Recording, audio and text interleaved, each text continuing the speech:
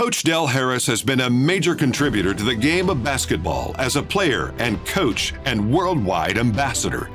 As a player at Milligan, he scored 1,639 points in just 91 career games and was a three-time All-Conference selection and was named Honorable Mention AP Little All-American as a senior. As a coach at Earlham, he posted a 175-70 record in 9 seasons, which was good for a 71.4 winning percentage, and his win total and winning percentage still stand as school records at Earlham today, 50 years later. He led the Quakers to 3 conference titles and 1 NAIA district championship. Over his illustrious career, Coach Harris has been head coach of the Houston Rockets, the LA Lakers, and the Milwaukee Bucks, and he's been the head coach or assistant coach of the national team for 5 different countries: the United States, Puerto Rico, Canada, China, and the Dominican Republic. He has written books and articles that have been translated into 5 languages and has spoken about basketball on 5 continents. Del Harris has been awarded the Jerry Colangelo Award for Leadership and Character on and off the court, the Coach John Wooden Keys to Excellence Award, and the John Bunn Award presented by the Naismith Memorial Basketball Hall of Fame as a Lifetime Achievement Honor. He's a member of the Plainfield High School Hall of Fame, the Indiana Basketball Hall of Fame, the NAIA Hall of Fame, the Milligan College Hall of Fame, the Earlham College Hall of Fame, and the Naismith Memorial Basketball Hall of Fame. Del Harris, Earlham and Milligan, and inductee into the class of 2024 of the Small College Basketball Hall of Fame. Please welcome to the stage 2024 Hall of Fame inductee from Milligan and Earlham, Del Harris.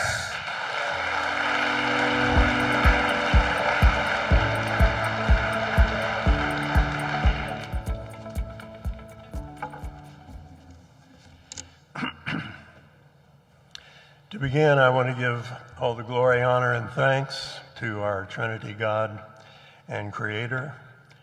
And second, I can't see out there, but to my wife, Ann, who I know is in the building, but oh, there he goes. Bright lights got me. But she's better known in Frisco, Texas than I am because of her community works and things that she's done. Therefore, I'm best known as Ann Harris's husband in hometown. Anyway, I want to also acknowledge that the president and AD from Milligan College have come all the way up here, and of course they've contributed to the program that you can see, and they even put my name on their court, and so just really glad for them to be here. And there's a local here, as a friend of mine, that gives you another look at small college basketball. I'm looking at him right now. He's sitting next to my wife, and Mary. But Alan Williams lives here, and he played against me at Indiana Central, which is now the University of Indianapolis, but he was a great player there, and he's an author of a fine book that you should have called The Big Bang of Basketball, that shows the early history of Indiana basketball, where it was first spread because of this pastor, Nicholas McKay, that had been in Naismith's initial class where the game was taught, and he brought it back to Indiana. And in Indiana, we're likely to say that they may have invented it in Springfield, but it was perfected in Indiana. So let's ask any Hoosier, they'll back me up. Ann messed up and went to D1 school, but she did play golf and basketball there at a school you may be familiar with, Miami University, if you may have heard of it. As mentioned earlier, I started out small, and I'm proud of it. none of my family before me had had the opportunity to go to college, except for my sister went one semester, and then my parents were unable to afford any more than that for her. We lived in a small town in Indiana, just like the one you've seen in the movie Hoosiers. And in fact, I was at the game that is shown, defined as the final moment, the great moment in the game, in the movie Hoosiers. And in fact, I was a junior in high school at the time, and ultimately played with a couple of those guys after we got out of college. But as a small town, small college guy, it was almost my 30th year before I had ever been west of St. Louis, where I went to see the Cardinals play, or east of Dayton, Ohio, except for my senior year where we took a bus trip to Washington, D.C. By now, I've been around the world in basketball, having coached or been an administrator in the ABA, NBA for 50 years, starting in 1975. I've done basketball on 5 continents and 5 nations, national teams in the summer, to the Olympics, to the World Cups, 2 of them, to several FIBA international tournaments, as well as to the NBA Finals twice, and having won 2 gold, a silver, and 3 bronze in FIBA international ball. I'm just as proud of my teams at Earlham College that were nationally ranked, but more importantly, nearly all have become incredible men. 2 dentists, 2 MDs, 2 college professors, several good coaches and teachers, a judge. One became a commissioner of the Ohio High School State Athletic Association. They were great husbands, fathers, and one even became president of the college.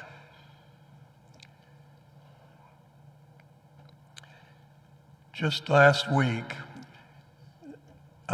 these gentlemen that played for me came in pairs. There was the first team that after my first year, we developed a really strong bunch of teams. And so 2 sets of teams, 4 years each. And last week, they celebrated the 55th and 50th anniversaries of their graduation. And I got a FaceTime call. I'm not a real IT guy. Got a FaceTime call from a number of those men. And again, it shows just the power of the small college game. We've been blessed with 4 sons, 3 of whom played D2 basketball. 1 played D1, and my daughter played D1.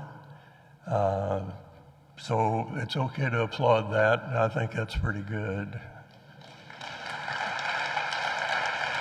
They're all doing well in their lives. 2 of them are in basketball still, and 2 are in business, and my daughter is a physical therapist. My point of all this is that regardless of the honors and the awards, this is obviously extremely and uniquely special to me to be in this tremendous class of inductees here at the Small College Basketball Hall of Fame. And you players out there, you will never have to apologize about your small college basketball. Neither can the coaches. And never put the word just in front of D2 basketball or NAIA or D3 basketball. It's not just, it's what it is. The odds of any kid out there between ages of 5 and 18 right now, millions of them that are playing basketball and have dreams like you have, the odds of them ever playing in D3 or NAIA or especially in D2 are so slim that you need to be thankful every day for this great opportunity. And it's not just D2. Represent your school, your family, and yourself proudly. Thank you very much.